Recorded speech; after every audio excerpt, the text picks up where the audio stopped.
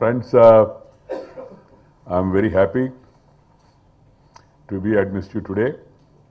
My greetings to all of you, all the staff here. And I'm very happy about the impressive manner you put all the photos of your employees working in your organization there also. And also the manner in which the meeting is being conducted in-house rather than hiring somebody and then event management and all and then confining to only one event. The Prime Minister also told us, all of us, that we public representatives should be as simple as possible. Even public functions also, with regard all this extravaganza should be avoided. I'm happy that they gave me a simple Angavastra. That should be, you should stop giving all these shawls and all in future. That too in Khadi. That will be useful for the weavers and also the Khadi manufacturing people in the country. That sends a very positive signal also. Friends, today I'm very happy to address such a distinguished gathering on the staff of the National Housing Bank on the eve of the 30th year of the bank. 30 years is an important journey in any organization. The National Housing Bank has functioned as a beaming lighthouse regulating the housing finance corporations since its inception way back 1988. I congratulate all of you for this illustrious 30 years and convey my best wishes for the launch of a number of initiatives being undertaken by the NHB today.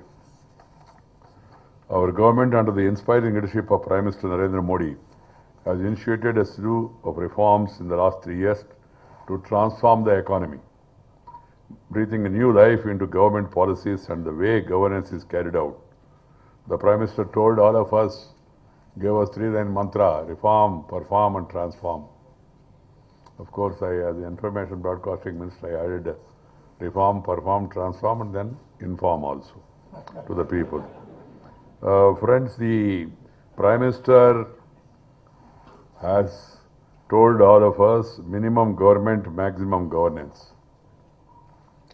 Taking inspiration of the Prime Minister, I had proposed the merger of my ministries of urban development and housing.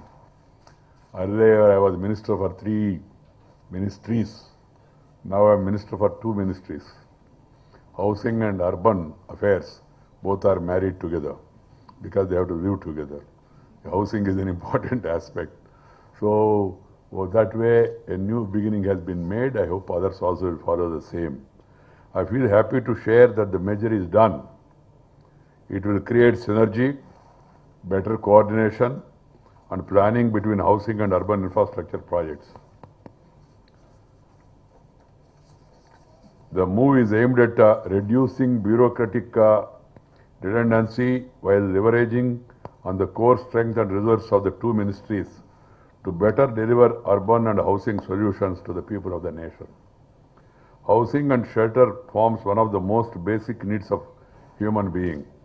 It lays the foundation for a life of dignity and creates a multiplier effect on the demand of economy, aiding development and also growth.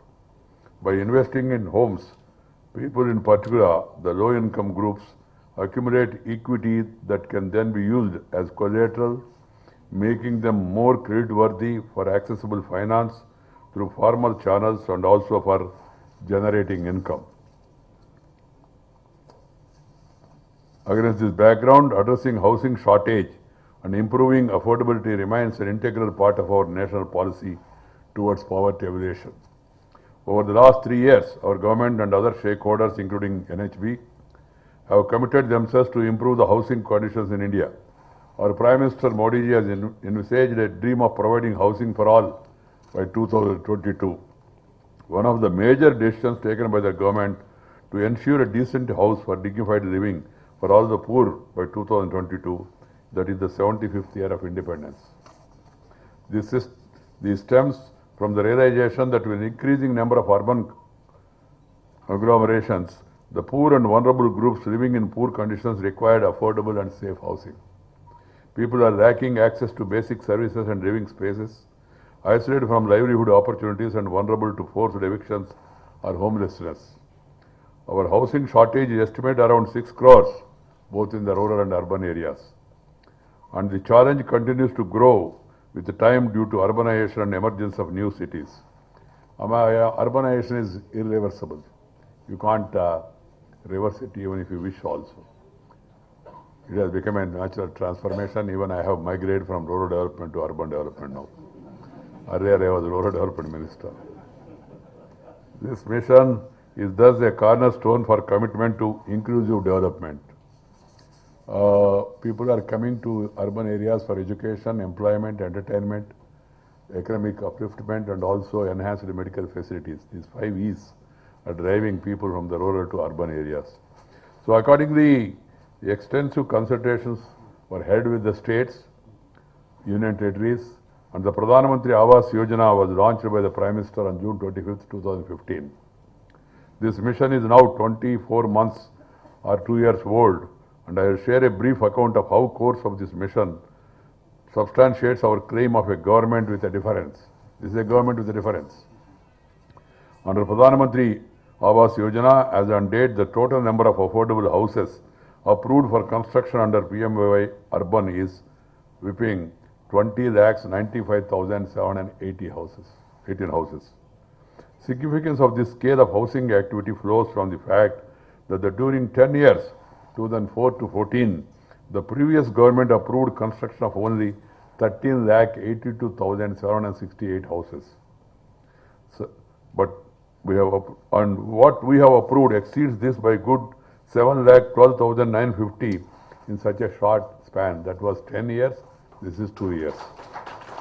Under PMAY Urban, an investment of more than 1 lakh crore has been approved in such a short time, which is 3 times more than that of 32,713 crore approved under Jawaharlal Nehru Urban Renewal Mission, JNRM, by the previous government. For building these houses, central assistance of 29,426 crore has already been approved. As against this open-ended approach of the previous government, we have set a time limit of 2022 to ensure housing for all.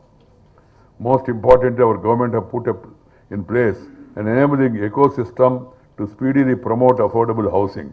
Towards this, government have announced several concessions and incentives, including granting of infrastructure status to the affordable housing, a long-standing demand by the industry. The profits from affordable housing projects have also been exempted from income tax. This kind of push for housing schemes has never there earlier in our country. We have also put in place the much desired and long awaited RERA, Real Estate Development and Regulation Act, to promote the real estate sector in a credible, transparent and accountable manner, increasing investor and consumer confidence. RERA, Real Estate Regulation, is not a regulation, it is not a strangulation. There is some amount of regulation that is needed. There is a discipline and order is needed in every walk of life. Even while traveling on the road also, we have one-way traffic regulation also. That is only to regulate. The growth in the private sector is welcome. And in fact, we want the private sector to come in a big way and join this mission, because mere government alone will not be able to meet this challenge, central government and state government, even the local bodies. So we need private sector also to join in a big way, and then we welcome it also. But at the same time, they have to follow. What I am saying is, RERA, this 30th July, everybody has to fall in line. All the states has to approve rules and regulations. They have to notify the rules, and they have to also appoint a regulator, and also they have to appoint appellate regulating authority also by 30th July. I have been constantly following up with the chief ministers. I wrote to them 2 letters. Today my 3rd letter is going, final letter, reminding them the need to fulfill these obligations which are there on the part of the states.